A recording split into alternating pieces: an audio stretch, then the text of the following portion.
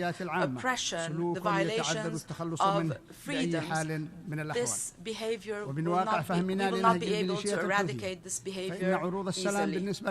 We know that the Houthi militias only use peace agreements as a way in order to delay further and acquire further resources.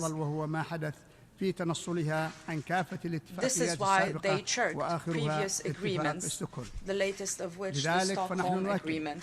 Therefore, we reaffirm the need to have the right guarantees for peace. It should be based on the 3 terms of references that were agreed upon at the national, regional, and international levels. We need to respect international legitimacy pursuant to the Saudi initiative. Furthermore, a sustainable peace should be based on justice, fairness, and addressing pending key national issues. Any peace agreement or any measures to build trust, they should be able to achieve tangible results in order to alleviate the suffering of the Yemeni people, so that we can make sure that those who benefit are the victims of the conflict, notably women and children. Sustaining peace and ending the war. This is the only way to guarantee that the Yemeni people will be able to build their state institutions that guarantee and protect their rights and freedoms and equality among citizens.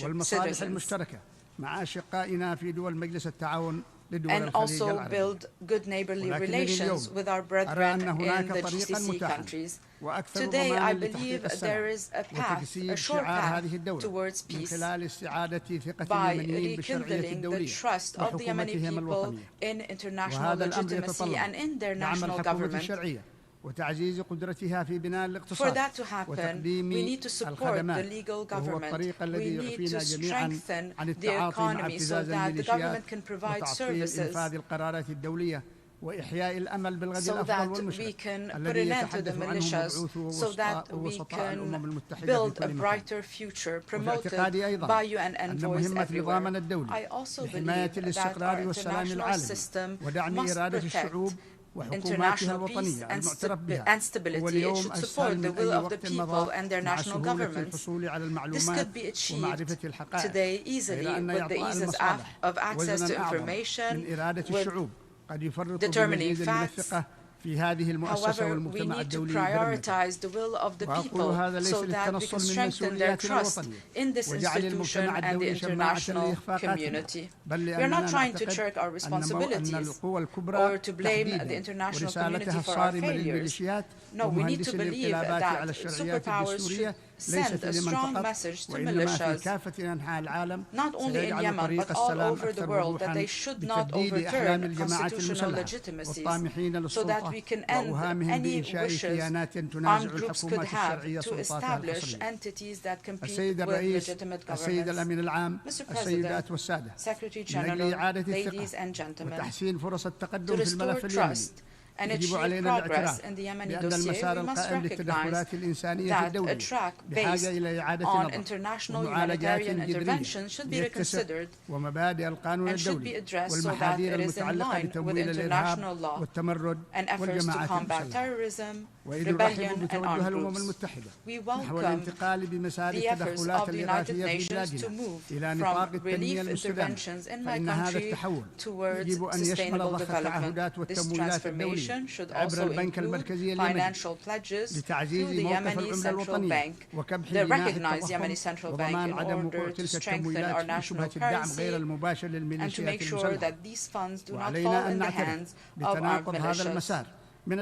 This track contradicts with the international rhetoric which calls for an improvement in the Yemeni economic indicators at a time when their international operations are going through institutions under the control of Houthi militias. Although Houthi militias continue with their arbitrary measures to violate the independence of the banking sector, the confidentiality of its operations, and to turn this sector into a network for laundering money. يترك مؤسسات الدولة Moving العضو في forward الأمم with this المتحدة approach بجاهزية means ضعيفة that ونقص في the التمويل institutions of وموارد Yemen, غير this كافية member state and للتعامل the مع United التحديات Nations العابرة will remain للحدود weak, والاحتياجات الإنسانية will remain المتزايدة في البلاد. underfunded, and will not have the necessary resources to deal with these cross-border challenges. Furthermore, these policies could further feed the war economy, will allow for the flow of funds through banking channels that are not accountable. The humanitarian intervention of the Yemeni government proves that this support improves basic services to save the lives of millions of men, women, and children, to strengthen the prospects for peace. We choose to promote development and prosperity and not violence, death, and hatred as Houthi militias do. From this very rostrum last year, I have said that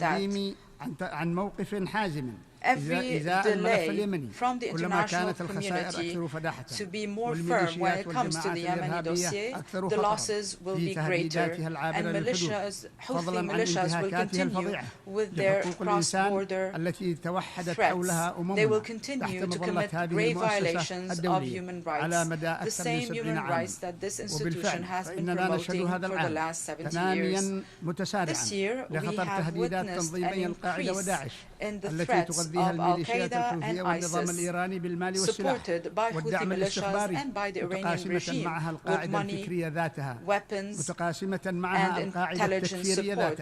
They also share the same Takfiri ideology. As I have said a year ago from this very rostrum, the public budget of our state showed great indicators since the start of the war. We were able to improve services, create job opportunities. However, this momentum stopped as a result of Houthi terrorist attacks against oil facilities.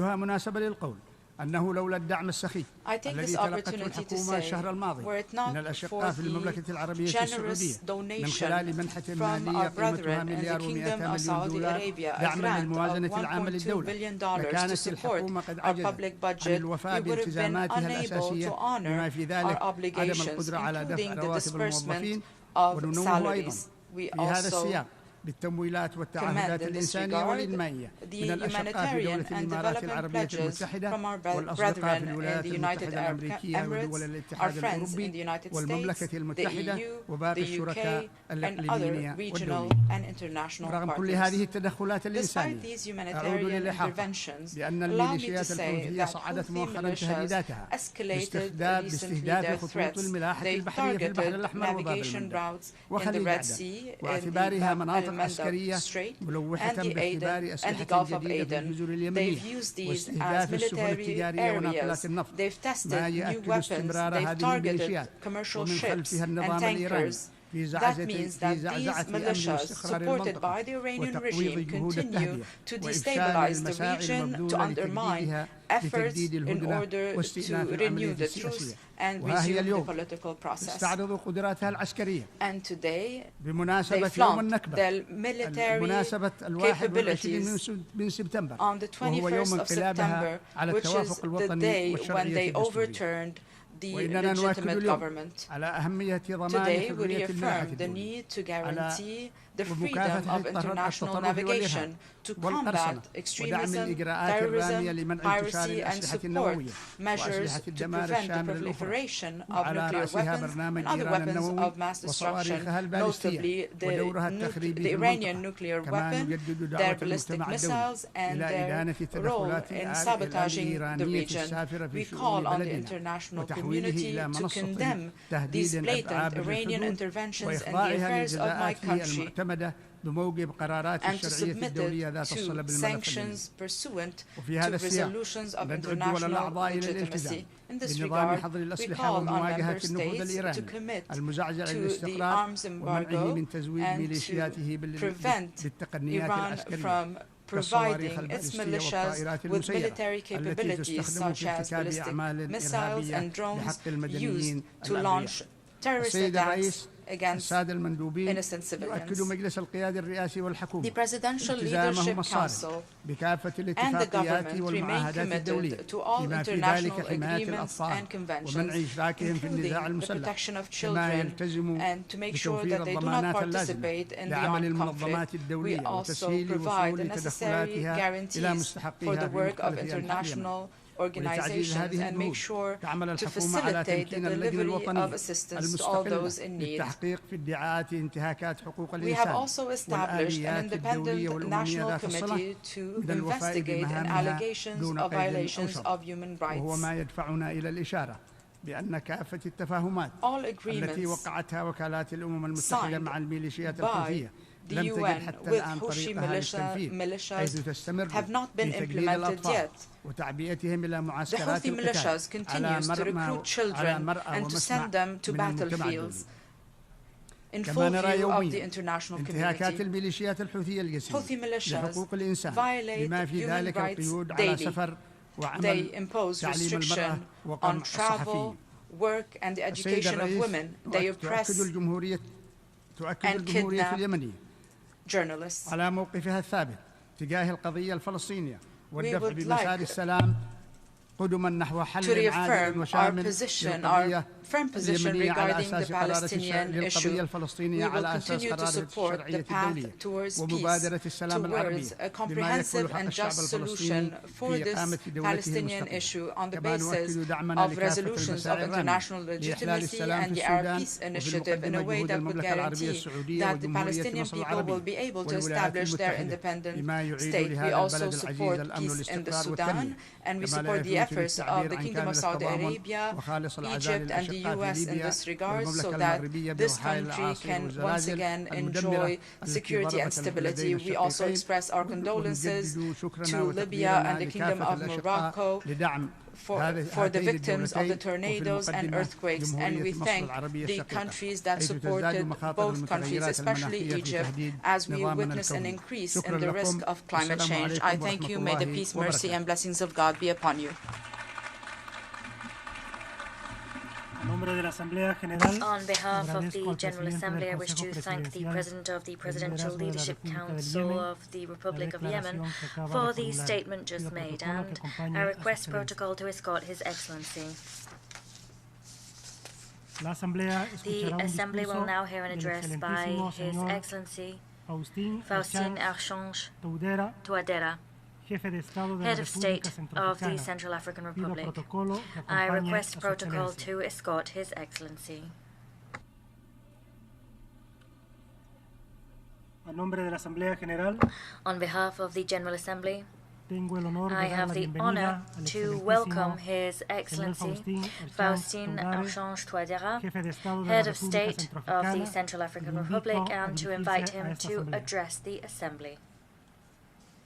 Monsieur le Président Mr. President de l'Assemblée générale, of Mesdames the et General Messieurs, Assembly, ladies and gentlemen, la 78e the session 78th de l'Assemblée session générale of the General Assembly de l'Organisation des of the Nations United Unies, Nations Organization à laquelle je is participe one I am attending au nom de mon on pays, la behalf of République my country, the centrafricaine, Central African Republic. m'offre It provides me l'heureuse occasion de with a réaffirmer felicitous opportunity notre inflexible to reaffirm détermination our staunch determination to contribute à la recherche to de the solutions quest communes for aux common défis de solutions l'humanité. to the challenges faced by Monsieur le humankind. Président, Mr. President, avant d'apporter la Before contribution de mon pays au débat making my général, address by way of my je country's voudrais, contribution to the du haut general de cette debate, I tribune des wish Nations Unies, from this high symbole rostrum par of the United excellence Nations, de la solidarité symbol humaine, par excellence of human solidarity, exprimer I wish to la express solidarité the du peuple solidarity of centrafricain the CAR people au peuple frère du to the Maroc, brotherly peoples et de of la Libye, Morocco and Libya, durement who have frappés been par des devastated catastrophes by natural naturelles disasters ayant entraîné which des have milliers de pertes en vies produced humaines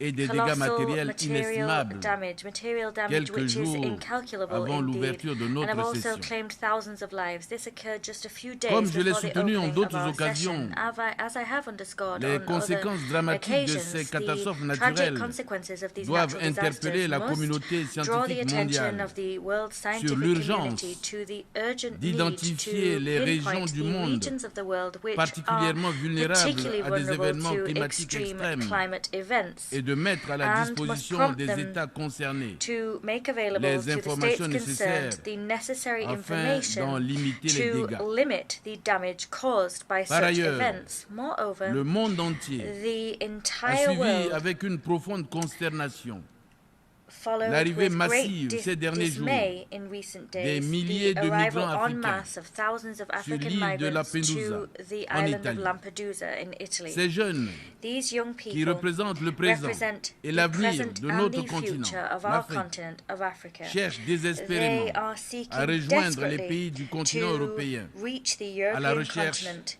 d'un in Eldorado. search of a promised land. Cette escalade de la This crise des migrants escalation of the migrant est crisis l'une des conséquences is one effroyables of the des pillages des terrifying ressources naturelles consequences des pays of rendus the pauvres looting of the par natural l'esclavage, resources la owned by the colonisation countries made et poor by l'impérialisme slavery, occidental, le colonialism terrorisme and et les Western conflits imperialism, armés as well internes, as terrorism souvent and ouverts internal sur armed fond conflicts. de These visées hégémoniques are often waged des in tensions furtherance of géopolitiques hegemonizing et agendas géostratégiques and entre les against a grandes backdrop puissances of mondiales. geopolitical and geostrategic tensions Tout en between regrettant ce major global phénomène déshumanisant, powers.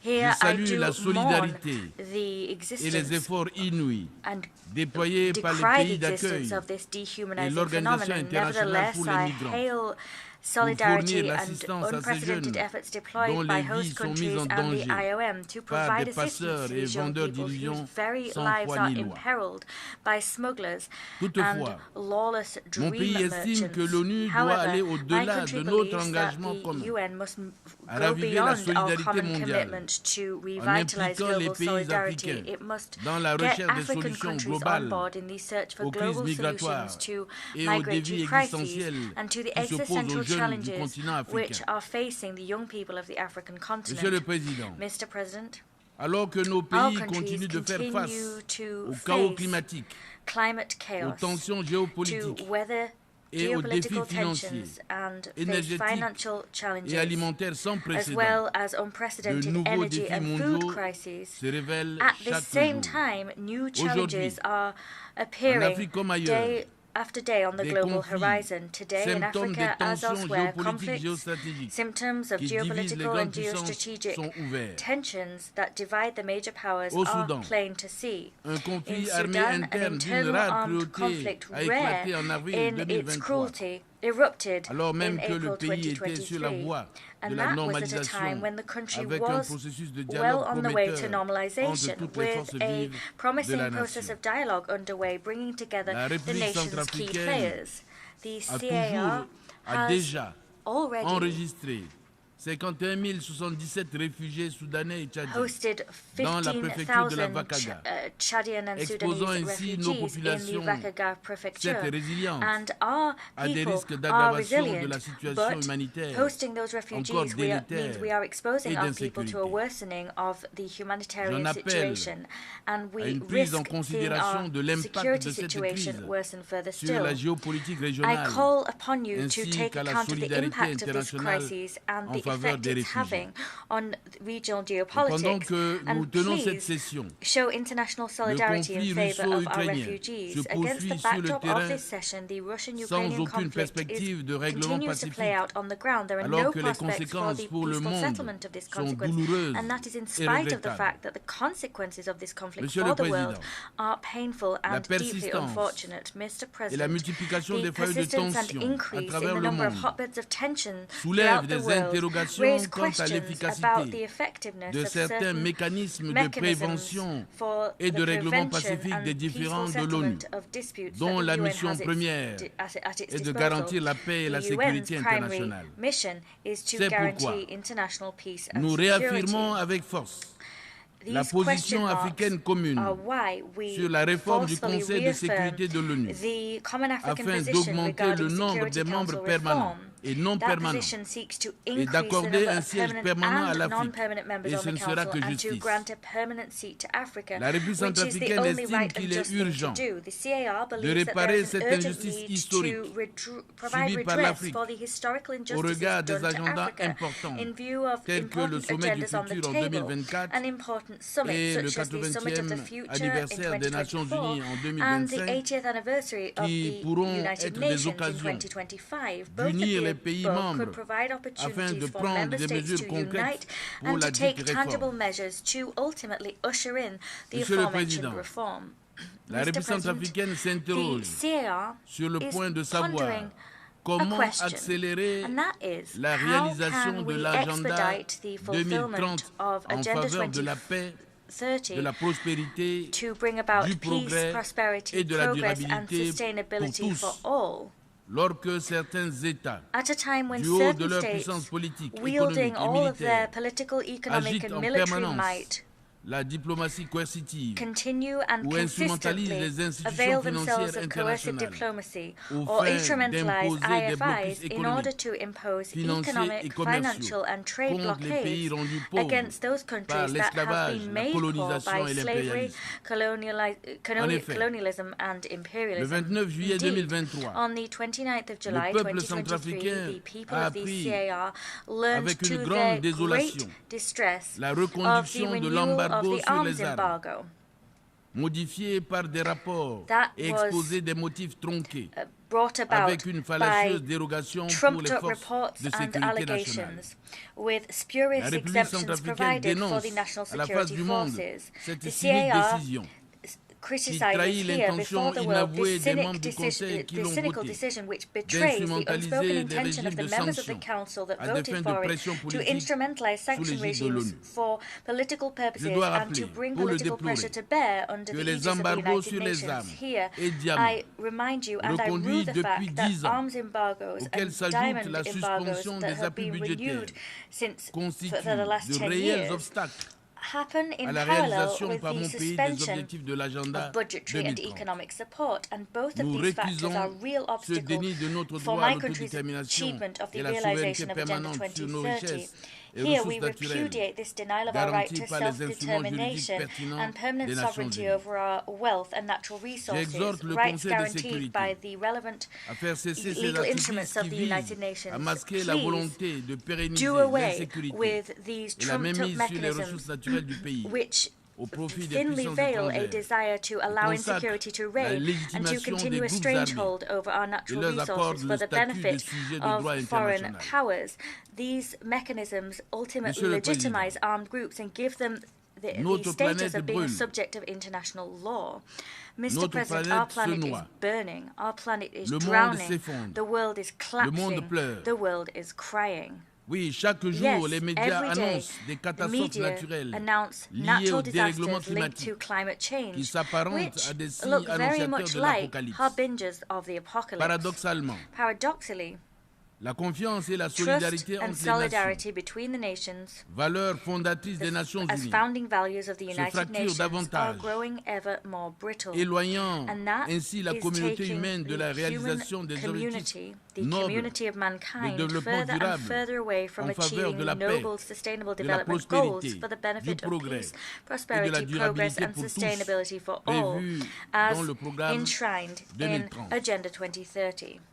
Pourtant, However, pour rétablir la in order confiance et to raviver la rebuild trust solidarité and face aux phénomènes reignite climatiques solidarity in the face of dévastateurs, devastating climate des phenomena, engagements ont été pris par les pays commitments have développés, been entered grands into pollueurs, by developed nations depuis l'accord de and major Paris, polluters. en passant We par saw ceux that de Glasgow in the Paris et de Sharm Agreement, el-Sheikh en in Égypte. Glasgow and in Sharm el-Sheikh in COP27 Egypt. en COP27 in particular a utilement was fixé 4 particularly grands useful objectifs in setting que 4 nous avons major tous goals adoptés, that à we savoir all adopted, l'atténuation, namely mitigation, l'adaptation, adaptation, le financement financing, et une transition and a juste just transition afin de faire in face aux order défis communs de to l'humanité. face up to the common Malheureusement, challenges of beaucoup humankind. de pays, dont la Unfortunately, République many centrafricaine, countries victimes innocentes des conséquences dramatiques have de been la the surexploitation de la innocent planète victims of the par les pays tragic développés, consequences of the ne overexploitation of bénéficient our pas des planet promesses de by financement developed faites. countries, and these countries are not seeing the fruits of financial Monsieur le pledges Président, made.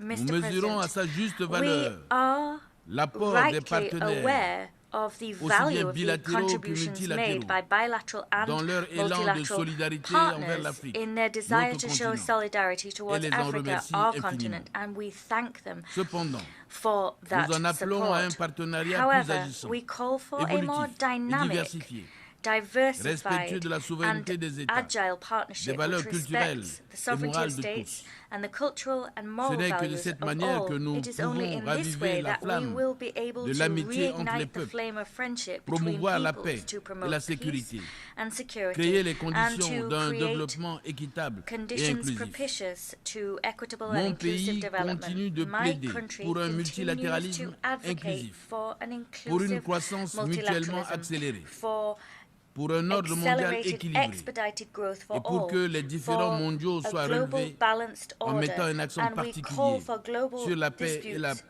to sécurité be internationale, le solved respect de la souveraineté de with chaque particular État. emphasis placed on international peace and Je security voudrais saisir and cette the occasion respect of the sovereignty pour of each and dénoncer every state. I like toutes to les avail campagnes myself de of this désinformation et de opportunity dénigrement to decry menées par all certains the médias occidentaux disinformation and contre la smear République campaigns centrafricaine. waged by certain Western media Je against réaffirme the ici la CAR. détermination Here, de I mon pays reaffirm my country's à diversifier determination sa to coopération diversify internationale its international avec tous les pays qui le cooperation souhaitent and dans extend it les to all seuls countries intérêts who wish to vitaux de son cooperate peuple with us with the et à éviter only d'être desire entraîné dans of des furthering the compétitions vital entre interests of puissances our mondiales. people and of avoiding Monsieur le competition Président, between global powers. en That's the adoptant par cooperation I référendum call for. Mr. le President, 30 juillet on the dernier, la 30th nouvelle of constitution de la July, République we centrafricaine adopted the new à une majorité constitution of the écrasante CAR. That was de adopted by an overwhelming 95,3% majority of et un taux de 95.3% of the participation de plus de population. There was a 57%. turnout of over Le peuple 57%. centrafricain And with that vient vote, de réaffirmer the son people of the attachement CAR aux buts et reaffirmed its principes commitment to énoncés the dans la purposes and Charte de l'ONU, principles set forth in the son United droit Nations Charter. inaliénable au They respect de sa reaffirmed their souveraineté, inalienable right à to the respect of l'autodétermination, their sovereignty, to à la stabilité des self-determination, to the institutions, stability of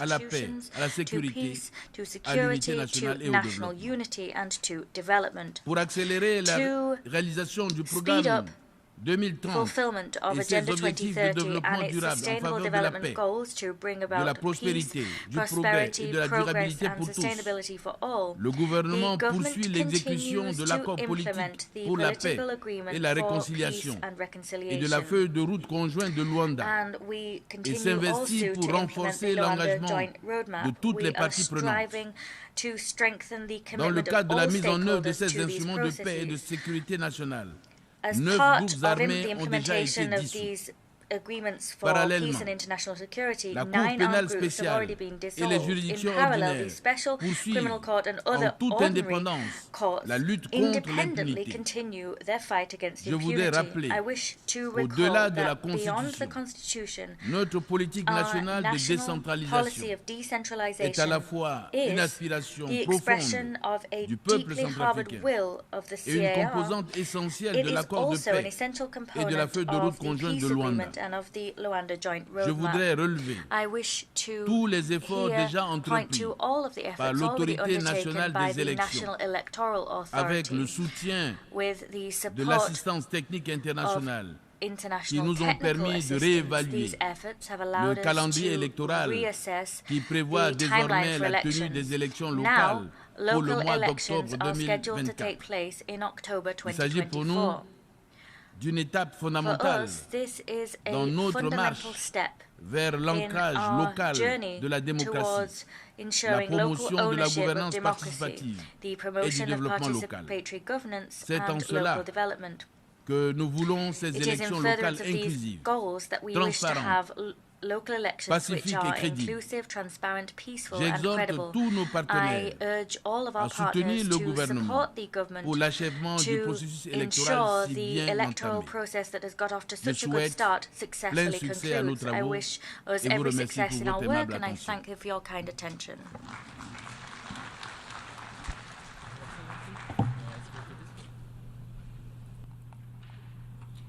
I thank on behalf of the General Assembly the Head of State of the Central African Republic for the statement just made and I request protocol to escort His Excellency. The Assembly will now hear an address by His Excellency Lazarus McCarthy Chakwera, President of the Republic of Malawi and Commander-in-Chief of the Malawi Defense Force.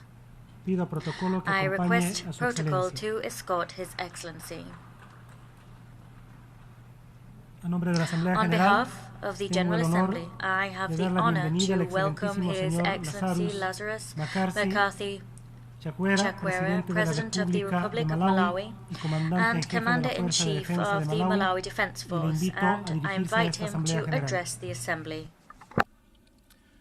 Your Excellency, Mr. Dennis Francis, President of the 8th Session of the United Nations General Assembly, Your Excellency, Mr. Antonio Guterres, Secretary General of the United Nations, Your Excellencies, heads of state and government, and leaders of delegations, distinguished delegates, ladies and gentlemen.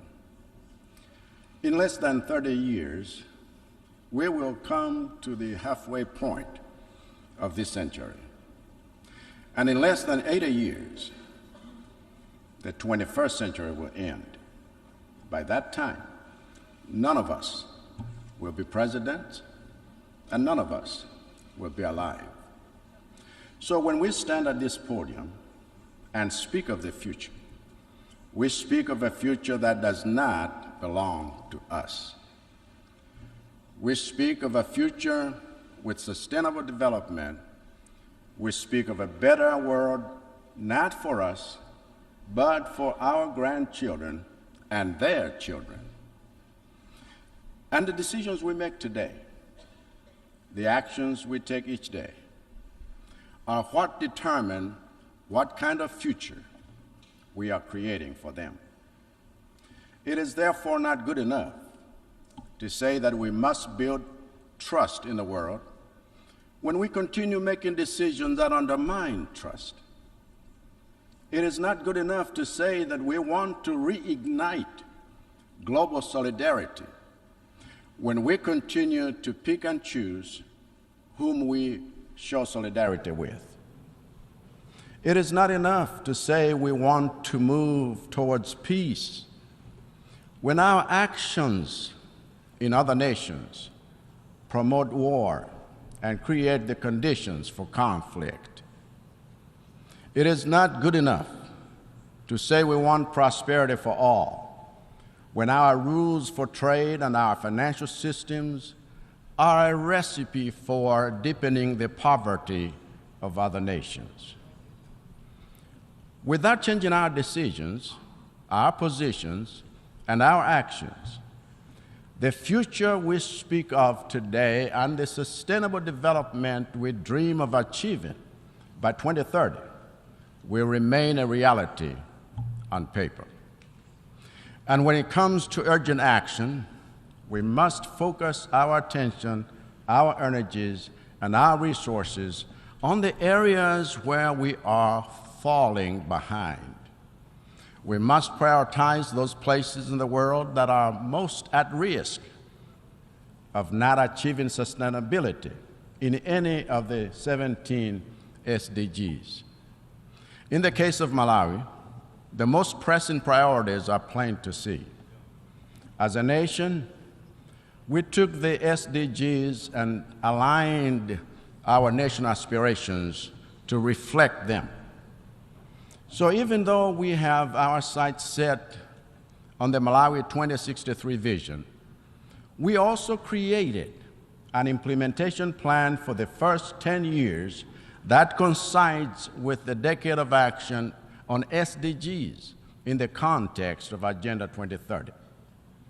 And our focus has already started yielding fruit, because in the past few years we have stayed on track with our quest to end hunger in line with SDG 2, to safeguard the good health and well-being of our citizens in line with SDG 3, to improve quality of education in line with SDG 4, to leverage Malawi's abundant water resources for better sanitation in line with SDG 6, and to promote life below water in line with SDG 14. Now, while we celebrate the progress we have made on these goals, with 7 years to go before the end of the decade of action on SDGs, we are not satisfied with seeing progress on only 5 out of 17 goals.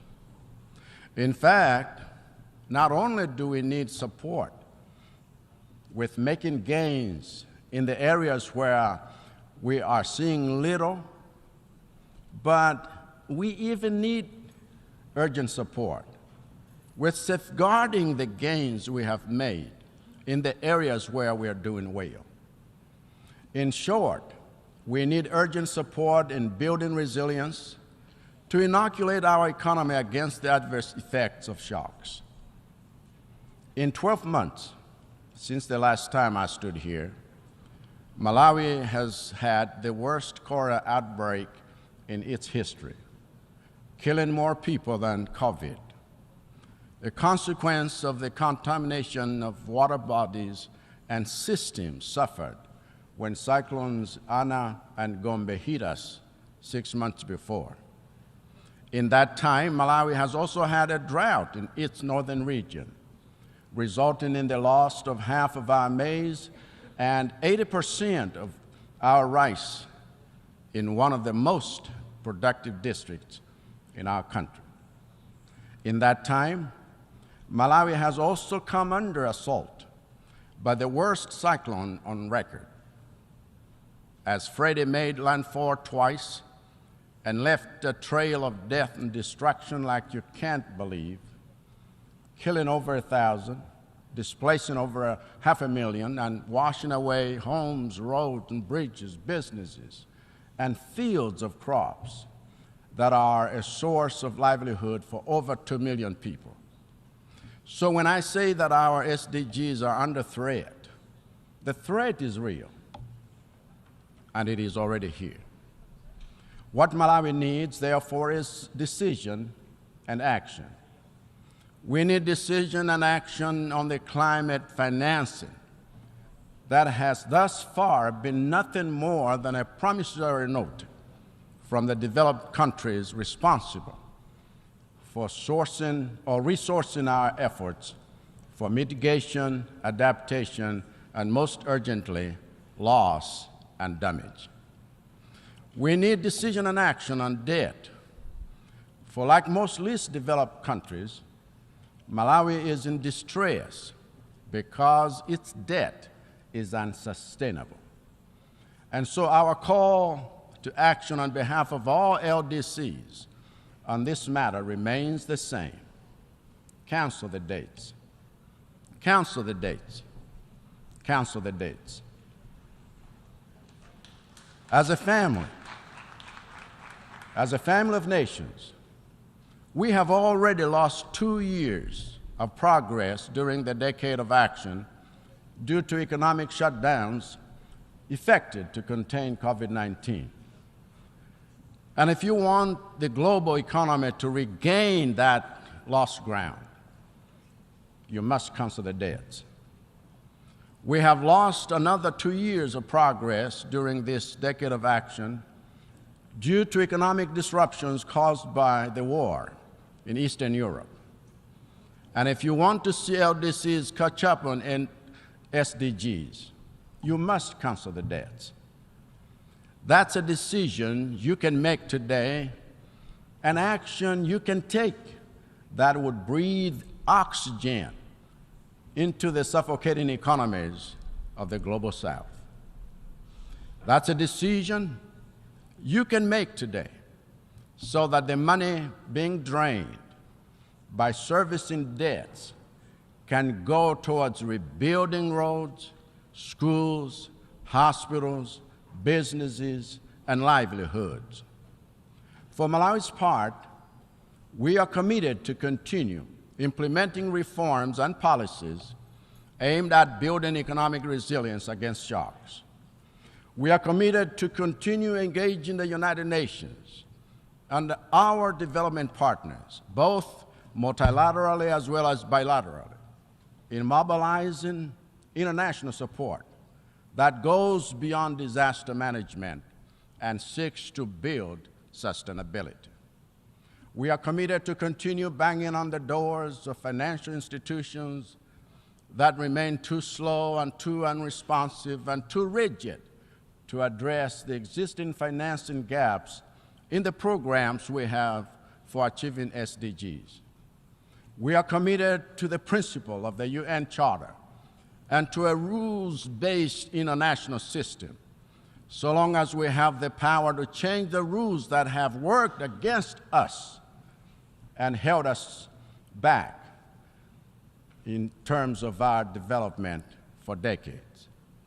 This is why Malawi strongly advocates for radical reform in the United Nations Security Council itself, whose very structure undermines the values of democracy, inclusivity, accountability, and trust. It is no accident that at this 78th session of the United Nations General Assembly, focused on rebuilding trust and solidarity, only one head of state from the permanent members of the UN Security Council showed up. That is not how you build trust. That is not how you show solidarity. That is not accountability. That is not leadership. As such, I believe President Biden said it so well here.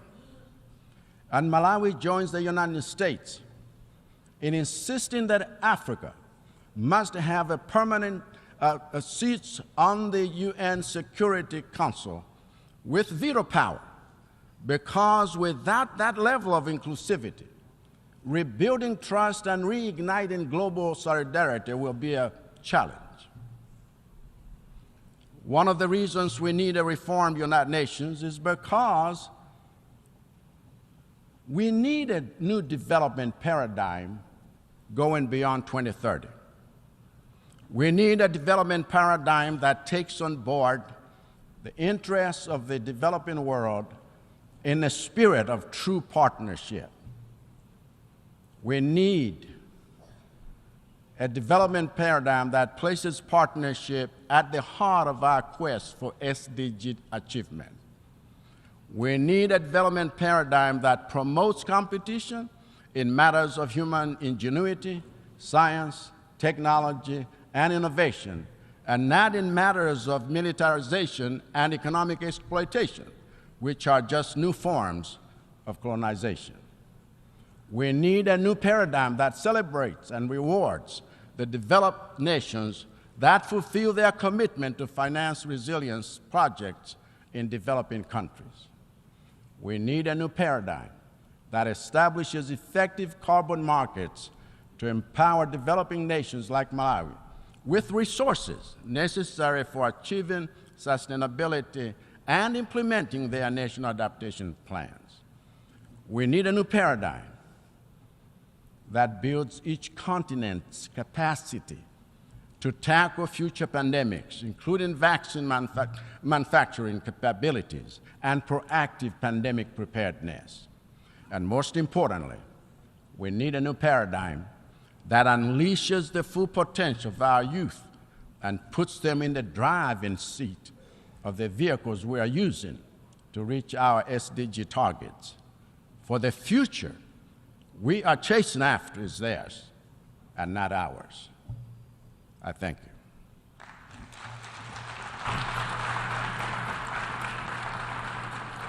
On behalf of the Assembly, I wish to thank the President of the Republic of Malawi and Commander-in-Chief of the Malawi Defense Force for the statement just made, and I request protocol to escort His Excellency. The Assembly will now hear an address by His Excellency Taneti Mau, President, Head of Government and Minister for Foreign Affairs and Immigration of the Republic of Kiribati. I request protocol to escort His Excellency. On behalf of the General Assembly, I have the honor to welcome His Excellency Taneti Mau Mau, President, Head of Government and Minister for Foreign Affairs and Immigration of the Republic of Kiribati, and to invite him to address the Assembly. Mr. President, UN Secretary General, Excellencies, distinguished delegates, ladies and gentlemen, at the outset, allow me to share warm greetings from the government and the people of the Republic of Kiribati. In the name of the Almighty God, whom we place our trust in, and is our anchor of solidarity. Mr. President, I join previous speakers in congratulating you on your election, and I wish you every success as you guide these important deliberations. The theme, Rebuilding Trust and Reigniting Global Solidarity for Accelerating Action on the 2030 Agenda and its Sustainable Development Goals toward peace, prosperity, progress, and sustainability for all resonates deeply with the aspirations of our people. In our fast-changing world, predicated by multiple challenges, part of the theme to rebuilding trust and reigniting global solidarity is very timely and crucial. As we all know, trust is the cornerstone of any relationship, that when strained, it creates uncertainties, mistrust, and instability. Geopolitical tensions, economic disparities, and the unforeseen challenges brought about by events like pandemics, climate change crisis, and disasters have tested the resolve of national governments, their peoples, and their partners. The call to rebuild trust, therefore, highlights the need for countries to establish faith in multilateral cooperation and diplomacy. It highlights the importance of transparent communication, mutual understanding, and engaging with each other to afford strategic partnerships for our common goal and development. Our renewed commitments to accountability, good governance, and responsive policies can contribute to a more engaged and empowered global community. At the same time, the call to reignite global solidarity reflects our recognition that our global challenges and opportunities are intertwined. It encourages countries not only to recognize, but also deliver actions to resolve issues such as poverty, inequality, climate change, and healthcare. The idea of global solidarity underscores the principle that no nation can thrive in isolation and recognizes the uniqueness of each country's context and need. The experience from COVID-19 pandemic is an exemplary of the world coming together as one family. When we recognize the essence of science, while we recognize the essence of science to address pandemics, it is important for member states to work together to gain a better understanding of the variants and vaccines before they are rolled out. Mr. President, since the launching of the SDGs in 2015, my government launched Kiribati's first ever long development plan, identifying our priorities for development. The Kiribati vision for 20 years is rooted firmly on the needs of all Kiribatis and commits my government to transform Kiribati into a wealthier, healthier, and peaceful nation. It recognizes the need to align our national priorities with the SDGs and complements our national efforts with those outlined by our UN family. In 2018, my government became one of the few member states that delivered a voluntary national report, VNR, outlining our policy actions to achieve our SDGs. The VNR enables us to take stock of our development and assess our future. To ensure sustainability and ownership of our desired developmental goals, we have engaged in extensive consultations at all levels. As the year 2030 is imminent, time is of the essence. It is imperative for our UN family to stay on track in our efforts to achieve our goals set forth in the SDGs. This entails setting ambitious targets and mobilizing resources, technology, innovation, and policy changes to ensure the goals are achieved on time. However, there is no guarantee that SDG goals will be achieved. Therefore, Kiribati's graduation from a least developed country would not be sustainable. Mr. President, since our independence in 1979, our nation has enjoyed 44 years of stable and peaceful governance.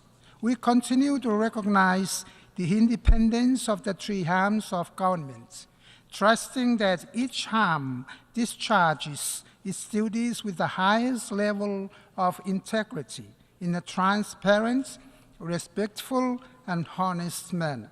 We are committed and determined to ensure that Kiribati remains peaceful as we chart our future. But peace can be precarious, as determining factors are often beyond our control. We have the human resources, yet lack the capacity or necessary skills to develop our country. Equally important is the commitment to maximize benefit to our people, uplift our communities, and maintain our cultural values for peace. During this year's National Day celebrations, after so many years, Kiribati, for the first time in history, successfully united all faith-based organizations to gather again as one family under one roof to worship God. All Christian denominations, including the Baha'i faith and Islam followers in Kiribati, rejoiced in songs of praise and in richness of prayers. During this worship, it was heartening to be in the atmosphere where one can truly feel the grace, peace, and love of God. Also, recognizing the greater humility of being an Kiribati is far more effective in sustaining peace rather than the differences in faith. We invite the rest of the world to follow this example. As part of our commitment to global peace, my government is working closely with the UN to engage our police in the UN peacekeeping missions and with the support of various partners. We will commit to support gender balance in recognition of Kiribati's ongoing commitment to equal representation and opportunities. In addition, Kiribati has strengthened its policies and laws to support and empower women and girls, people with disabilities, elders, the unemployed, youth, and children. Mr. President, we must recall our commitments under our UN Charter to build a safe, peaceful, and secure home for our peoples, individually as sovereign nations and collectively as members of the United Nations. In Kiribati, we strongly believe that this is deeply threatened and undermined by the continued existence of nuclear weapons, the discharge of nuclear-treated water, and the leakage of radioactive materials into the blue Pacific Ocean.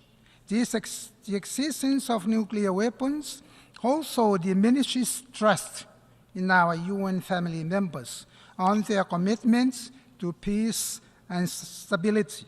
If they continue to manufacture and possess nuclear weapons.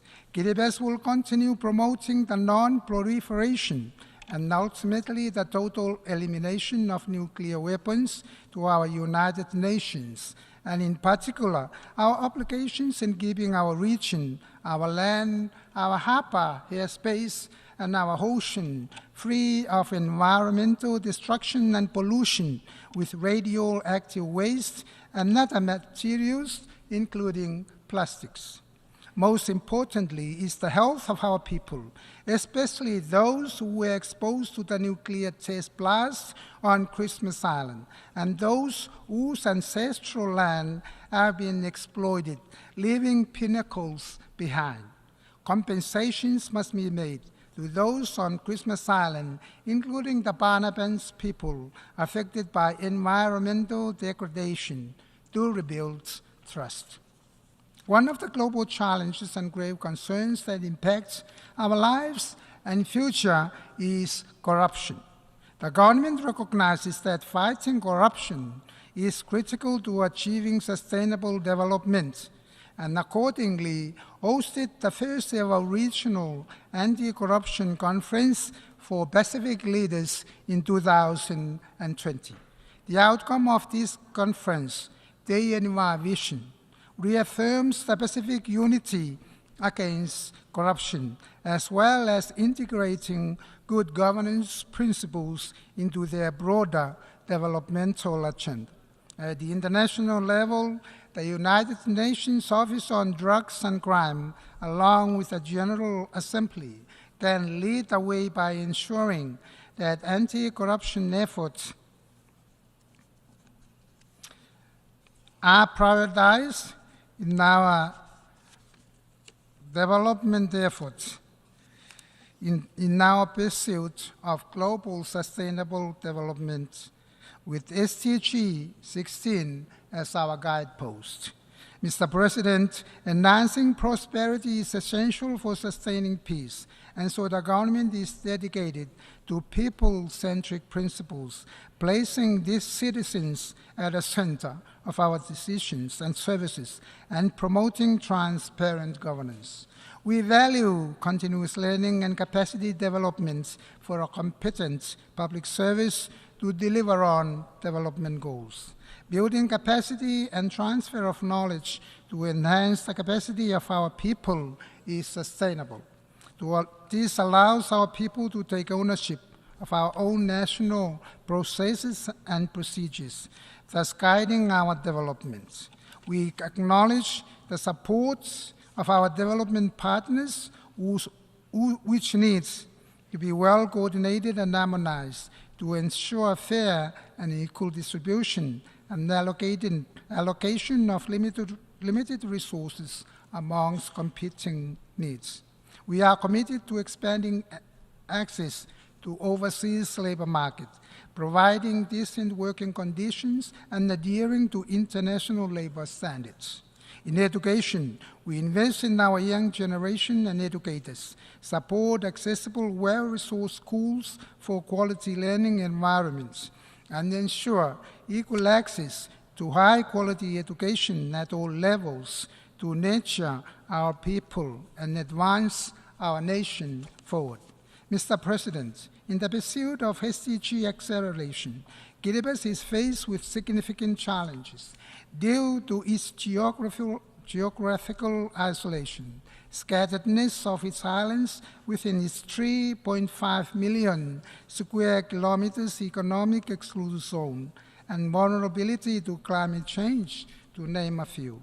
Encountered with these significant challenges, delivery of essential services such as education, health, security, including the implementation of activities related to achieving SDGs in Kiribati, is very costly. We should be given increased access to financial resources to obtain equipment, infrastructure, and others to achieve SDGs and at the same time develop our country. This includes an urgent call to scale up global financial resources and simplifying guidelines to allow easy access. Achieving this guarantees Kiribati to be placed in a better position to sustain peace and harmony. With a vast ocean and airspace, Guinea's resources are central to our survival, development, and security.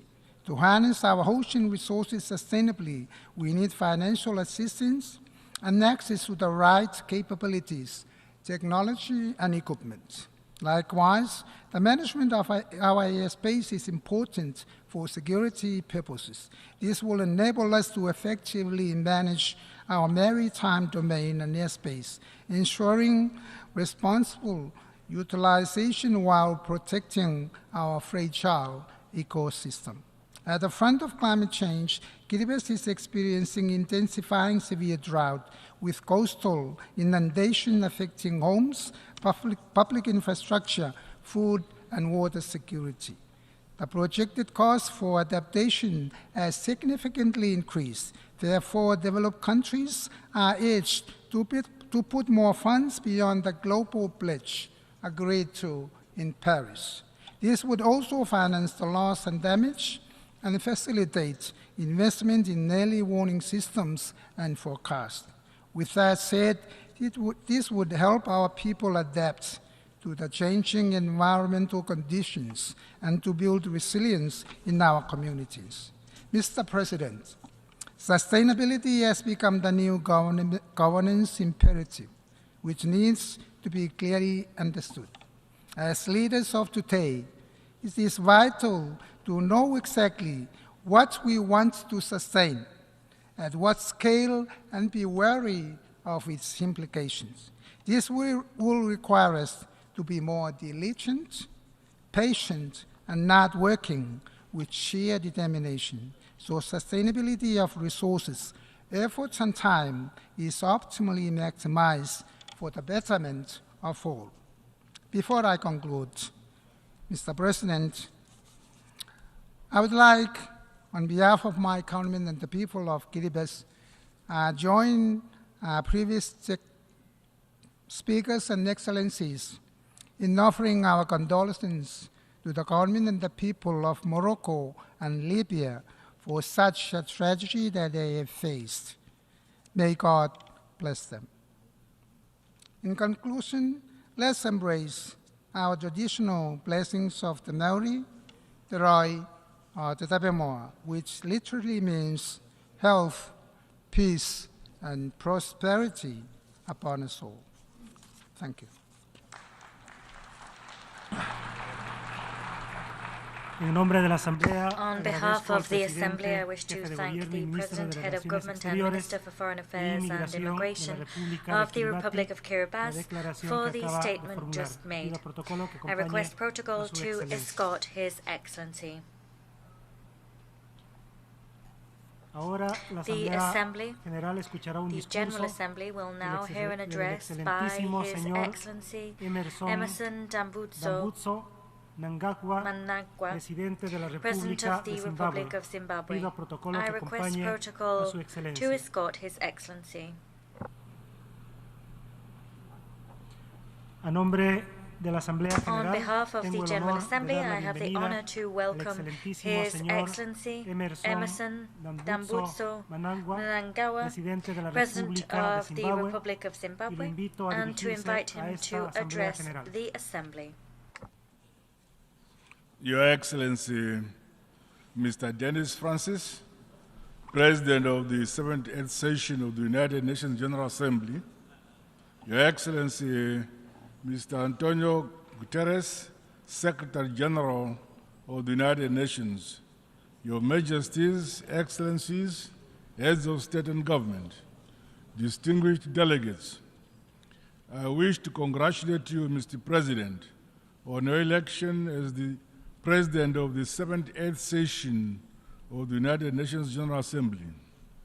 We are confident that under your stewardship, we will make progress on the important global agenda before us. Please be assured of Zimbabwe's support throughout your tenure.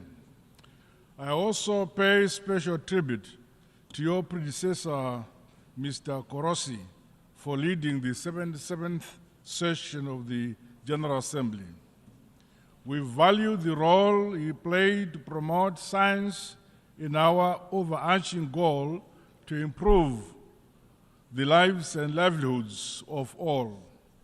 Mr. President, it is imperative that we recommit to the Charter of the United Nations multilateralism, solidarity, justice, and the peaceful settlement of disputes for sustainable development and a shared future.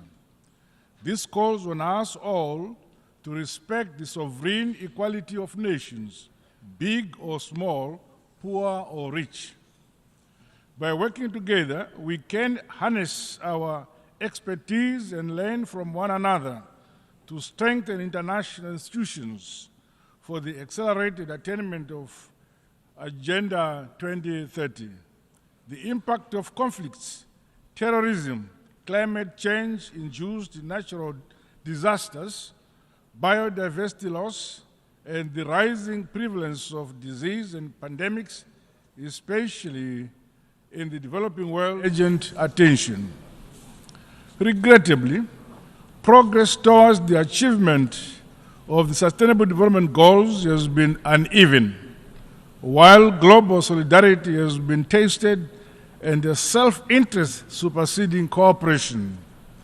We have a duty to reignite our commitment to the principles of the 2030 Agenda and rekindle the spirit of multilateralism. To accelerate our action on the SDGs, we must scale up investments in people and communities by ensuring access to quality education, health care, clean water, and sanitation for all. The creation of economic opportunities, decent jobs, and entrepreneurship, especially among women and youth, must remain a priority. Excellencies, Zimbabwe continues to entrench democracy, constitutionalism, good governance, and the rule of law following the recently held 2023 harmonized general elections. I am pleased to highlight that our country enjoyed peace before, during, and after our free, fair, transparent, and credible elections. Zimbabwe has been under the illegal unilateral economic sanctions for 23 years, imposed by some Western countries. These sanctions were designed to subjugate the sovereign will of the Zimbabwean people. We therefore demand that the unjustified unilateral sanctions be unconditionally lifted, including those imposed on countries like Cuba. We remain grateful for the support and solidarity of progressive countries in the Committee of Nations.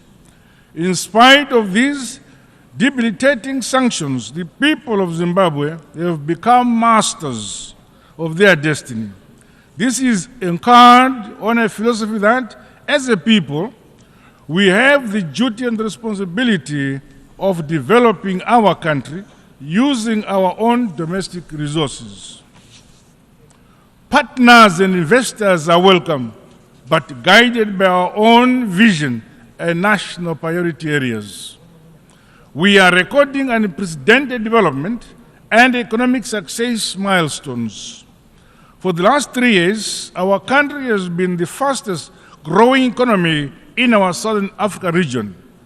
Further, Zimbabwe is prioritizing the eradication of poverty and improving the quality of life of our people, particularly those in rural areas. The empowerment and the capacitation of communal and small-scale farmers has seen us realize food and nutrition security at both household and national level. With effect from this year, our country will become a net exporter of wheat. Zimbabwe has not been spared from the negative impact of climate change. Hence, my government continues to make the requisite investment in infrastructure to mitigate and build resilience towards climate change adaptation. Dams are being built across the country. In addition, we have begun an ambitious and yet achievable program to sink solar-powered balls in each of our country's 35,000 rural villages and schools. Alongside each of these water points are commercial nutritional gardens for the empowerment of our women and youth.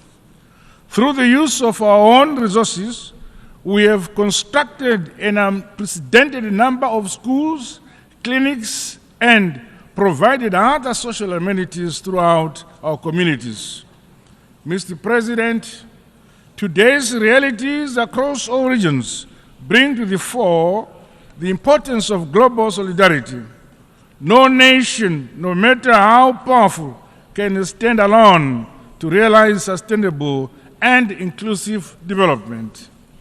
The high-level meetings on universal health coverage, tuberculosis and pandemic prevention, preparedness and response are welcome opportunities to reflect on the importance of maintaining essential services during pandemics and health emergencies.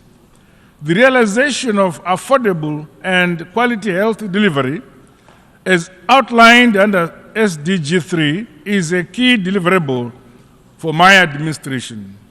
Science, technology, and innovation are essential ingredients to leapfrog the modernization and industrialization of developing countries. To this end, Zimbabwe continues to reap the benefits of a comprehensive and transformative heritage-based higher education curriculum. The innovation hubs and industrial parks established within institutions of higher education have refocused young people in our tertiary institutions towards developing and producing goods and services. Allow me to reaffirm that Zimbabwe is actually open for business. Mr. President, building resilience and tackling the adverse impact of climate change should be an urgent priority for us all. In the case of Zimbabwe and the Southern Africa region, floods and droughts have affected the livelihoods of many while hindering progress on national development. May I express my deepest condolences and sympathies to the government and peoples of the Kingdom of Morocco and the State of Libya on the recent loss of lives as a result of the devastating impact of climate change. There is need for concrete climate action as opposed to mere promises, so that we strengthen our adaptation, resilience, and mitigation mechanisms. We must transition to a low-carbon and resilient global economy by increasing investments in renewable energy, sustainable agriculture, and green infrastructure. Commitments made under the United Nations Framework Convention on Climate Change and the Paris Agreement must be honored to deliver climate justice. It is our hope that progress will be made to operationalize the loss and damage fund. Zimbabwe is implementing a climate change policy and response strategy, while disaster management and the early warning systems continue to be strengthened. Mr. President, the need to reform global financial institutions is of essence to unlock funding for developing countries. The current exclusionary architecture, dominated by a few states, is failing to deliver the requisite resources for countries to finance their developmental priorities and other pressing health and environmental challenges.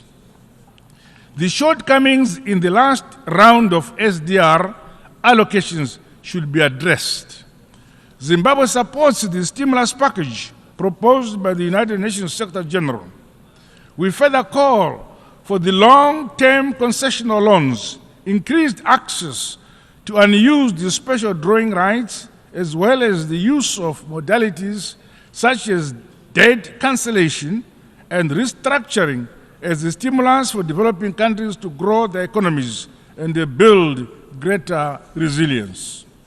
We strongly condemn tendencies by some powerful countries who preach peace, human rights, and democracy, and yet clandestinely fund conflicts and the unconstitutional change of governments for their own narrow interests. We further condemn the use of unilateral and illegal sanctions as a foreign policy tool at the disposal of some powerful nations, such as those sanctions imposed on Zimbabwe and the countries like Cuba. Such actions hamper the trust, global solidarity, and the multilateralism we desire. It is important that we channel our collective efforts towards building peace and driving forward our development agenda for shared prosperity. There is much more that unites us than that which divides us. Similarly, the establishment of a fair and inclusive global security architecture has become urgent. The maintenance of peace and security should never be the preserve of a privileged few. Zimbabwe reaffirms calls by Africa for the reform of the United Nations Security Council in line with Ezulwini Consensus and the CITE Declaration. Mr. President, allow me to conclude by reaffirming Zimbabwe's commitment to the purposes and principles of the United Nations Charter as we implement our Global Agenda 2030.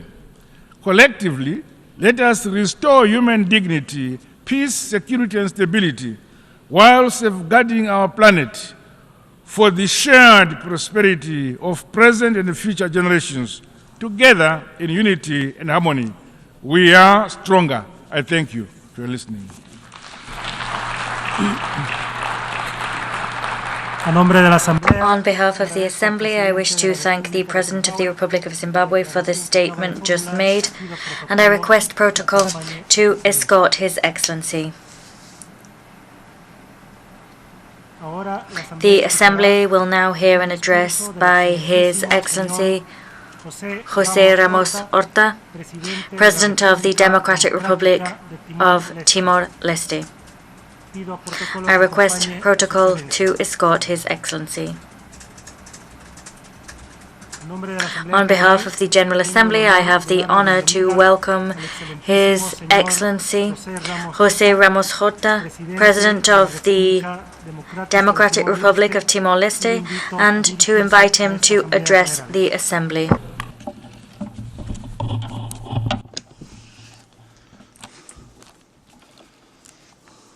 Thank you, President.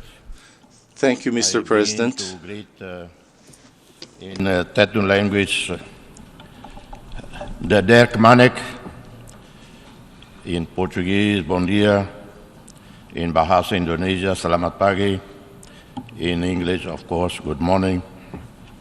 I begin my speech in English. In Portuguese, Excelências, somos uma democracia jovem. Excellencies, we are young, imperfect, and vibrant democracy, an oasis of peace, tolerance and freedom. Since our independence in 2002, our democracy has evolved. It is alive and dynamic. The Economist magazine's Democracy Index rates Timor-Leste as the most democratic country in Southeast Asia. The Reporters Without Borders organization, in their most recent World Press Freedom Index, places Timor-Leste in the 10th global position in freedom of the press. We are a multicultural, multi-religious, multilingual, and multi-ethnic society. With humility, we continue to build a country that is open to the world, tolerant, free of hate and violence. A 98% majority of practicing Catholics live in harmony with our Protestant and Muslim brothers and sisters. Timor-Leste has no political violence, nor tensions or crimes based on ethnicity or religion. We have no domestic organized crime, nor armed robberies. Despite a significant reduction in poverty, multidimensional poverty remains high. around 45.8%, and even higher among children. To bring our population out of extreme poverty, food insecurity, neonatal mortality, rickets, and child malnutrition, and to provide care for children and their mothers are some of the challenges that we are determined to directly confront in the next 5 years. For this reason, child malnutrition and access to preschool education are two of our key priorities. In collaboration with UNICEF, our government plans to implement an intersectoral early childhood development policy in order to drive investments in a child's initial years and build a solid basis for social and human capital. We have a high and unacceptable incidence of domestic violence. However, UN Union has recognized that Timor-Leste is taking significant steps to implement legal frameworks and international policies, including CEDAW, the Convention on the Rights of Persons with Disabilities, and Security Council Resolution 1325, in order to promote gender equality and women's empowerment. We are an observer state at ASEAN, with the right to participate in all summits of heads of state and government, as well as meetings of ministers, high authorities, and technical staff. During the last 20 years since our independence, and in the 10 years since we formally applied for ASEAN membership, most economic and social indicators show significant progress, including in life expectancy, which was below 60 years in 2002 and is now risen to 70 years, reduced poverty and child mortality, 21 doctors in 2002, and now more than 1,200. In 2002, the capital had partial power coverage, while the rest of the country did not have such privilege. Currently, power is available in 96.1% of our territory. We are very grateful for the Asian leaders' unanimous decision to grant observer status to Timor-Leste, a pathway to membership, and a broad support package to continue to build our staff and diplomats' skills. We do not depend on foreign aid, and we are eternally grateful to those who helped us when our needs were greatest. We finance our own national budget with the returns from a sovereign fund invested in U.S. Treasury bonds and in global financial markets, with an annual return in excess of 9%. Timor-Leste is an active member of the community of Portuguese-speaking countries and a co-founder of the international G7+ group, which was established in 2010 in Dili and is formed by 20 countries affected by conflicts. Ukraine and the resulting geopolitical fragmentation have disproportionately impacted the already fragile and conflict-affected countries.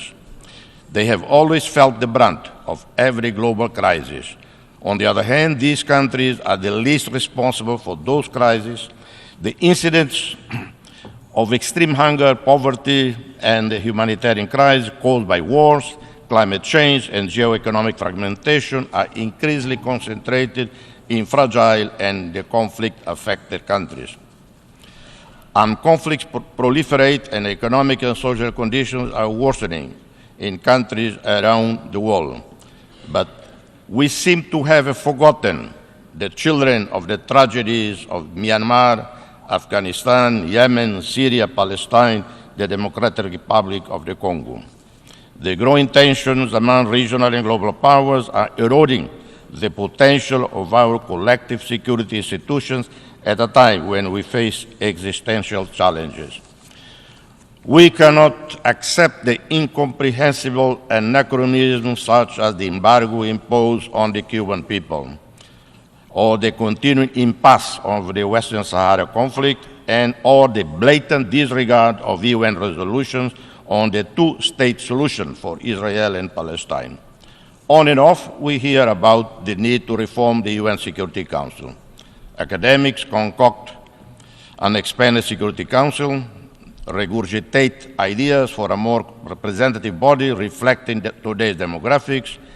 which is in itself an almost surreal task, bearing in mind that leaders up to the present have not ended nuclear arms race, remain the biggest arms merchants of death, led in the desecration of Mother Nature, failed to help the poorest out of poverty, have not shown wisdom in writing off the debt incurred by countries of the poorer South, burdens caused by loan sharks from Western commercial banks.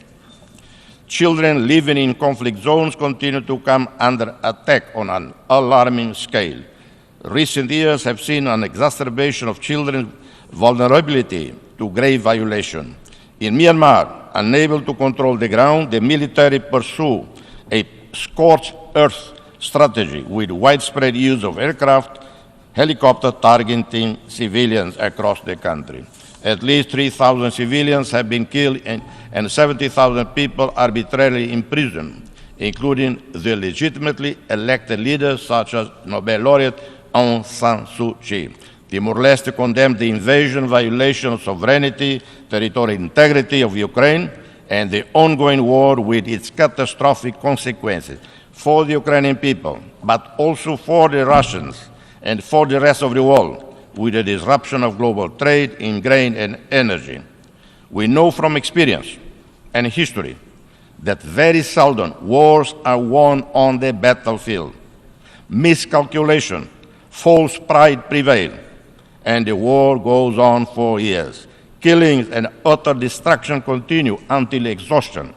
Only then the sides involved decide to begin negotiations on a peace settlement. Why not talk now?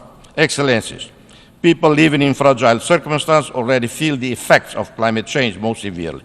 We need a new outlook on the climate and security nexus, which will address the impact of climate change and environmental degradation on peace, security, and ensure that the quest for energy transition does not worsen the security situation in vulnerable and fragile countries.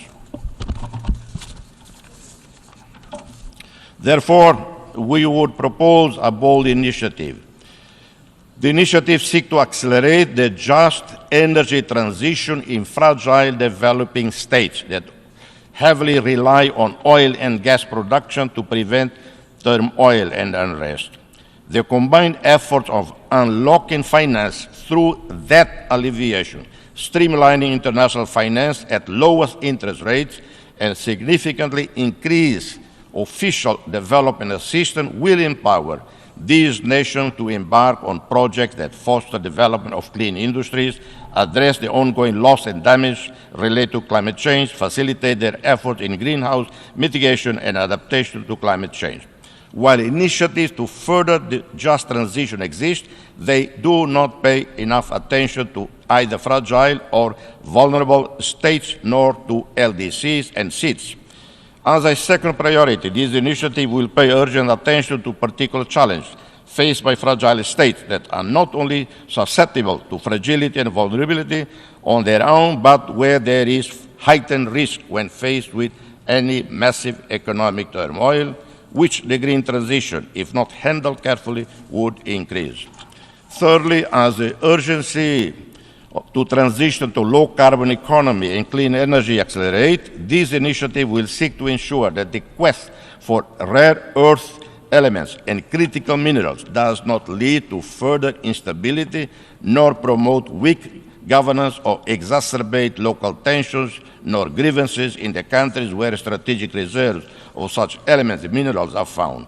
This initiative seeks to create a brighter and more sustainable future for our planet and all inhabitants by facilitating the energy transition in small island states, LDCs, and climate-vulnerable nations. We aim to mitigate climate change impacts and preserve our shared global environment for generations to come.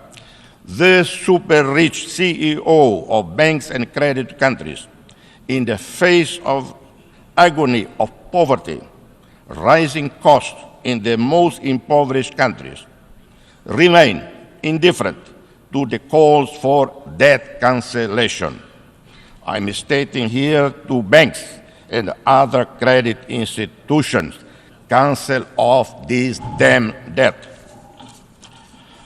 It would be a leap forward in international solidarity if all OECD countries were to allocate 1% of their national GDP to ODA. We would see positive effects on poverty rates, food security, access to basic health services, education, electricity, drinking water, sanitation, housing, or social security, with multiplier effects on the diversification of economies, especially in agriculture. We live in a world full of dualities, an increasing prosperous world whose wealth has increased by 30 trillion a year, according to Nobel Prize winner Kailash Satyarthi, but the leaderships of the G7 or G20 fail to reflect this in the fight against hunger, stunting, and other forms of multidimensional poverty. We need to adopt a universal child benefit, a new ODA target for a fair share for children, targeting particularly children in fragile, low-income countries. Excellence, allow me to remind you the story that is no longer part of our daily conversation, the story of the 3-year-old Aylan Kurdi, an innocent Syrian child whose lifeless body washed ashore near the Turkish resort town of Bodrum in September 2005. And how many of us pain at the sight of children dying every day of hunger and in the other ongoing wars. In centuries past, the Atlantic Ocean was the graveyard of African slaves, and those who survived the voyage built new countries with their sweat and blood. In this 21st century, the Mediterranean Sea is the new graveyard of thousands of Africans fleeing drought, extreme poverty, and conflicts. Excellencies, no one should fear the Chinese, Indian, European, American superpowers. Rather, we should welcome the positive reality of global countries that share with us diasporas, cultures, and interests in well-being or security that are deeply intertwined with our own. We can gain more from the free movement of people and goods than from building concrete walls. We all benefit from the impressive Indian transformation into a global economic success story. India has an admirable track record of decades of practical solidarity with other developing countries, even during the early stages of its own development. Equally, we want to see prosperity in Europe, in Japan, South Korea, Australia. But their continuing prosperity depends on peace and stability in the global South, depends on our markets, workforce, and providers of raw wealth, which they process and re-export. But this unequal relationship has to change, and will change only when we invest more in high-quality education and health for our children and youth, when we invest more in science and technology. We have the chance of the century to build a new partnership of equals between the rich, super rich of the North and us in the periphery, with a renewed spirit of mission around the global causes of nature and human survival. Failing this, we will sink together, rich and poor, the weak and the powerful. May God bless us all. Thank you.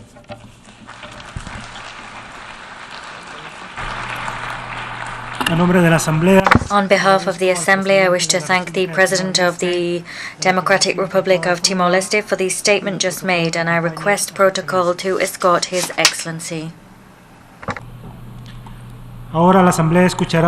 The Assembly will hear an address by His Excellency Salva Kiir Mayardit, President of the Republic of South Sudan. I request protocol to escort His Excellency.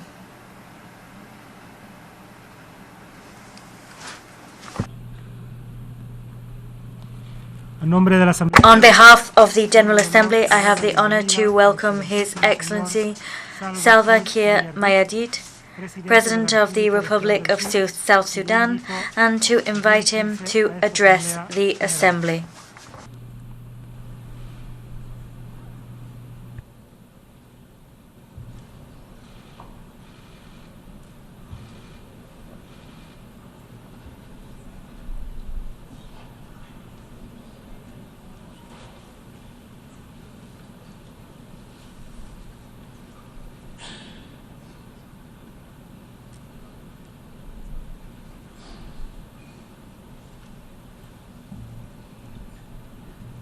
Your Excellency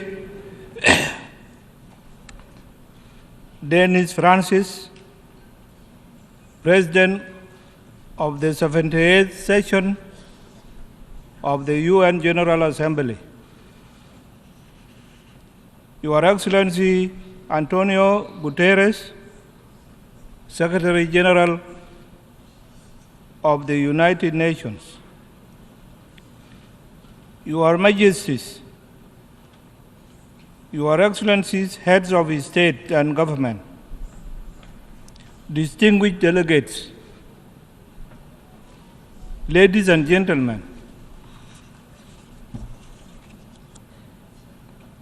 before my remarks, I would like to express my heartfelt condolences to the people of the Kingdom of Morocco and the Republic of Libya who have lost their loved ones in the recent natural calamities. South Sudan stands in solidarity with them during this difficult moment in their respective countries. Excellencies, on behalf of the people and government of the Republic of South Sudan, I stand before you today to reaffirm our commitment to world peace and security.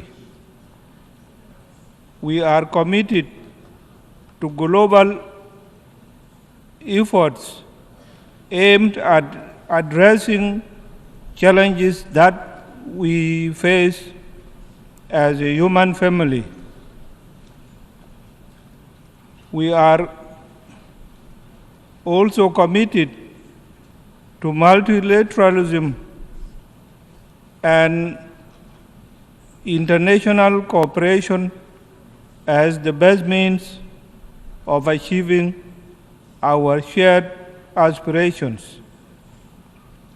Within this context, we are hopeful that together we can rebuild trust among member states and reignite global solidarity on the basis of sovereign equality of all states,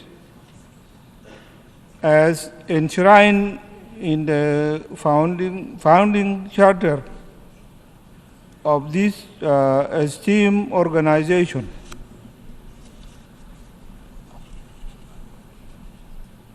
Excellencies, we recognize the urgency of challenges before us. We are also aware of concerted action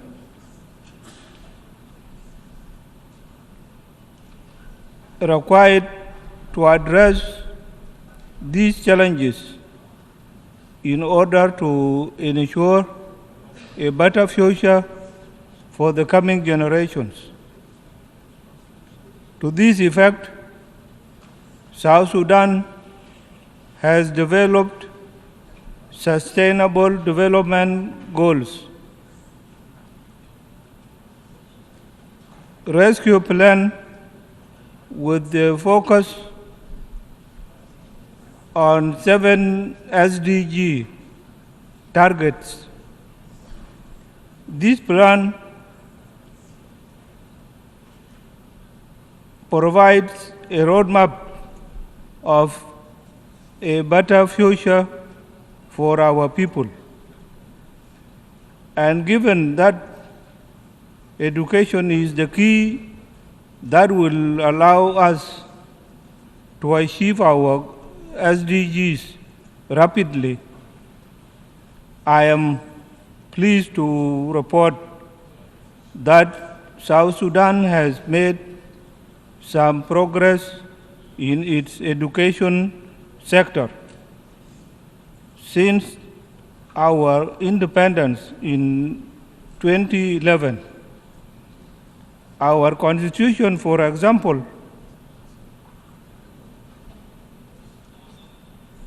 guarantees all children free access to education.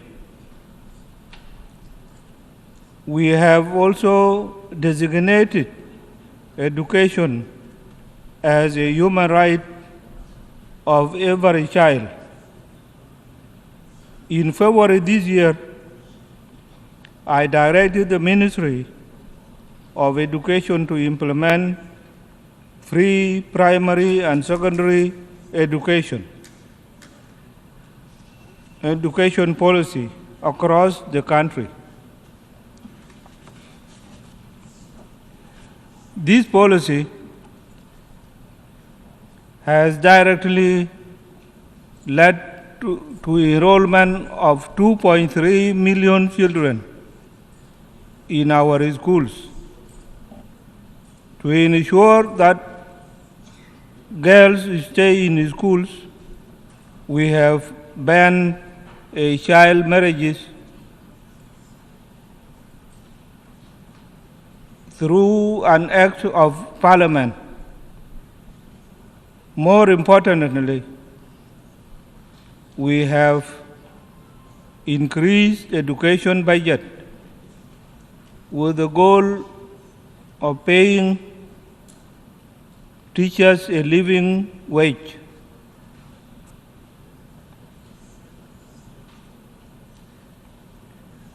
In the health sector,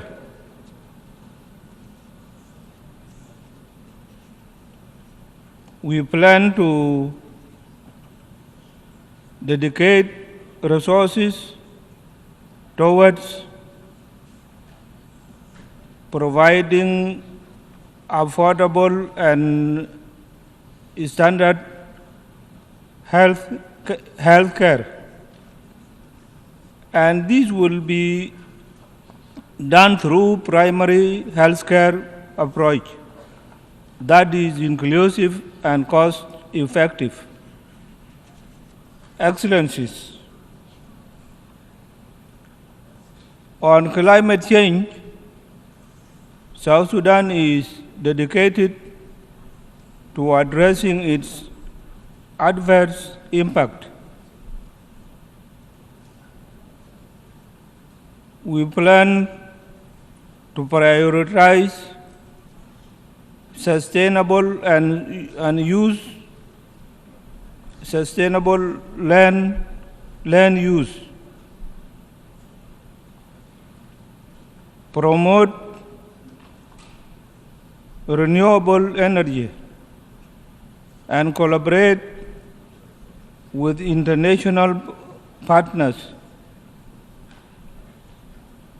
to reduce carbon emissions and protect our environment for generations to come. While working on this, it is only fair for us to call upon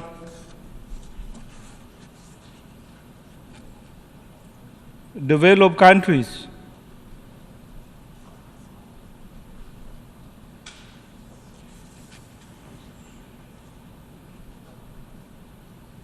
to cut their emission by 45% and honor their pledges of availing funds for mitigation, adaptation, and loss and damage to the developing countries. With the recently concluded Africa Climate Summit held in Nairobi, Kenya, it is high time that the declaration of the summit forms the new crisis for rebuilding trust and regaining global solidarity for attaining the 2030 Agenda. Excellencies, we acknowledge the political, humanitarian, and security challenges we have faced as a country since 2013. However, we have turned the corner with the signing of the revitalized peace agreement in 2018. Now we are determined to build on the commitments of our revised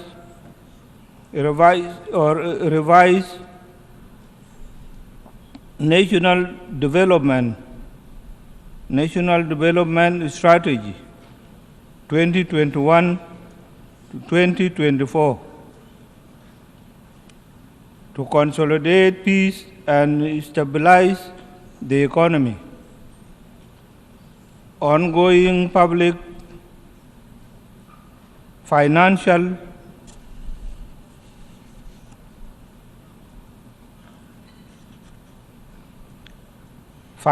management reforms,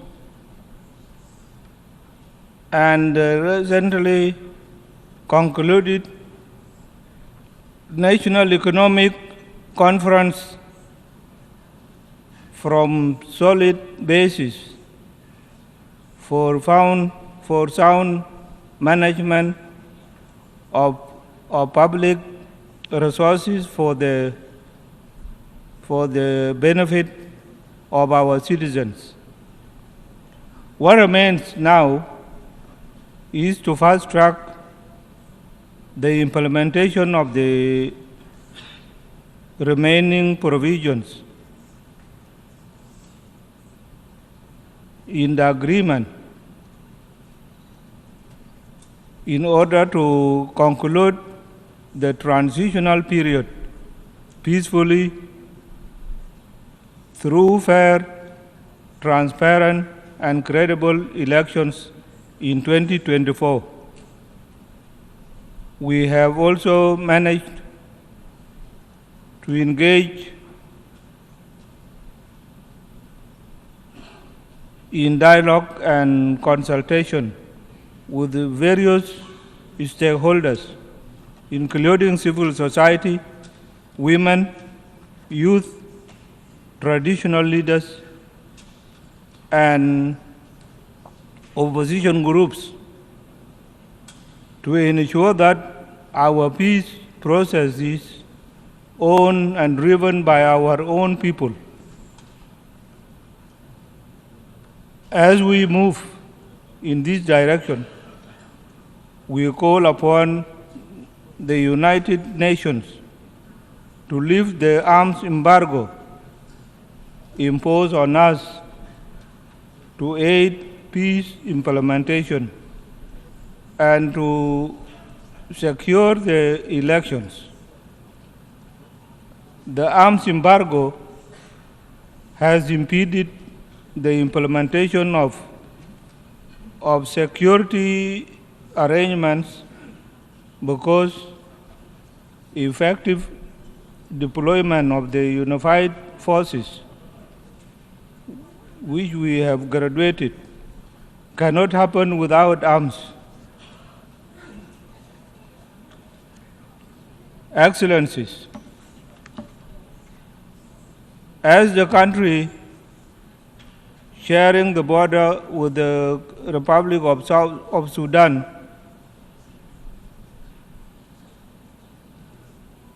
South Sudan has received thousands of Sudanese refugees and our returnees since the conflict broke out in the Sudan in April 2023. This influx has overwhelmed our border communities and created a humanitarian crisis. I'm appealing to the international community to avail resources to help refugees and displaced persons who crossed into South Sudan. While the world is dealing with multiple crises, we call for a provision of sustained support to these displaced persons as we work on how to restore peace and stability in Sudan. In closing, South Sudan stands before this esteemed assembly as a resolute partner in the collective pursuit of a better future for all. I extend our hand of friendship to fellow member states, international organizations, and civil society. Thank you very much and for your kind attention to these new remarks. Thank you.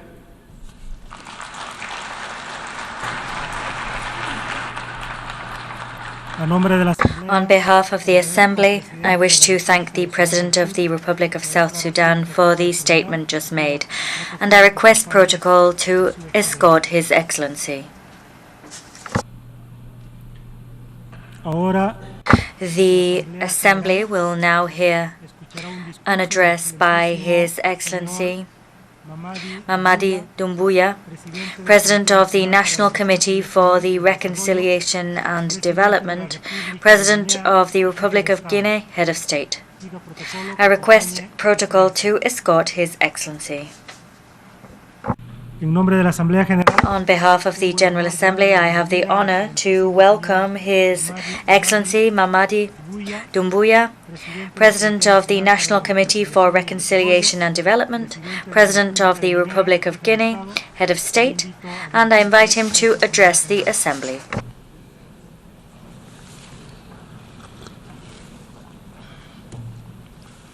Monsieur le Président, Mr. President, Excellences, Excellencies, ladies and gentlemen, heads of delegations, Monsieur le Secrétaire Général, Mr. Secretary General, je voudrais, avant de commencer, at the outset, Mr. President, vous adresser les chaleureuses I would like to félicitations extend the warm congratulations of the Guinean delegation pour votre brillante élection on your à la brilliant election to the présidence presidency de la 78e of the 78th Assemblée Générale des Nations Unies. session of the United Nations General Assembly. Je voudrais également, devant cette auguste assemblée, Before this august assembly, I would also like to assure you of my country's support.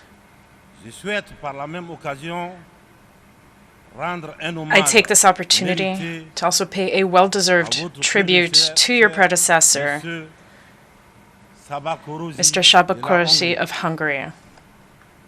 À Monsieur le Secrétaire Général, To Mr. Secretary General Antonio Guterres, je le remercie I extend my gratitude for the dedication with which he leads our organization. Monsieur le Président, Mr. President, Mesdames et Messieurs, ladies and gentlemen, en venant prendre part in coming aux to take travaux part de la in the work 78e section of the ordinaire, 78th regular session of the General Assembly, d'un devoir, I'm fulfilling a duty, celui de vous that transmettre of les conveying chaleureuses the salutations warm du greetings peuple souverain of de the Guinée. sovereign people of Guinea. Mon pays qui continue My country de fonder un continues espoir to en place hope l'Organisation des Nations in Unies the United Nations pour trouver des solutions idoines to find appropriate aux solutions questions auxquelles notre monde continue to the issues d'être confronté. our world continues to face. Dans ce cadre, Monsieur le Président, In this context, Mr. President, nous pensons que we les believe fondamentaux qui ont that the sous-tendu fundamentals which underpinned la création the creation of our organization doivent must adapt to the profound changes in our society. The theme of the session, peace, prosperity, progress, and sustainability, is topical, evocative, and deserves particular attention on our part. There is a coup epidemic